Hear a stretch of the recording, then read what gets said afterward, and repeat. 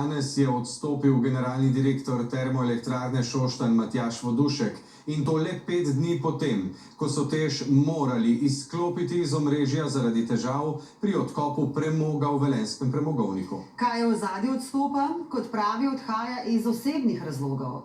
Kdo bo sedel na direktorski stolček TEŠa? Kot vse kaže, se obetajo menjave položajev. Kdo bo šel kam? Sandra Boršič. Najprej poškodba rova v velenjskem premogovniku minulo sredo. Ker je prišlo do vdora stebra enega od odkopnih rovov in posledično za polovico znižana načrtovana proizvodna prihodnja.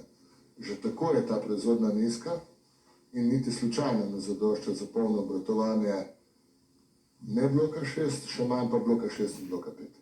A po poročanju portala Necenzurirano naj bi prišlo do težav pri pridobivanju premoga že v ponedeljek in ne v sredo. Ali so prikrivali dejstva danes iz velenjskega premogovnika brez odgovora. In potem v petek izklop termoelektrarne Šoštanj iz omrežja. Težava za težavo. V TEŠu zadnje dni očitno vihar sprememb, danes še odstop generalnega direktorja Matjaža Voduška.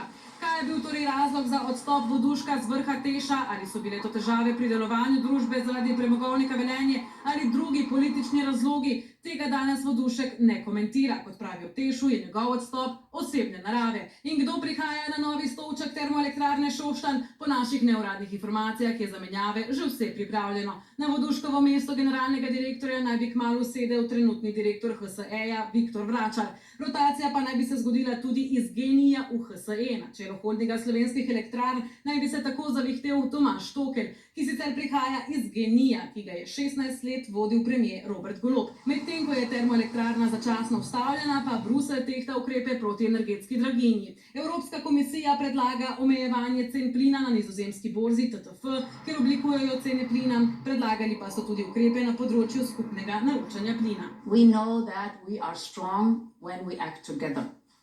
Therefore, the first emphasis is that we make joint purchasing in this proposal today operational. Med predlogi pa tudi solidarnostni, da bi države lahko v najhujšem primeru prijele plin od drugih.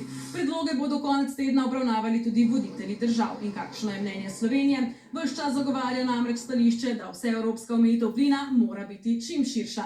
Medtem pa je Slovenija pri Agenciji za varstvo konkurence priglasila prevzem Geoplina. No, sicer pa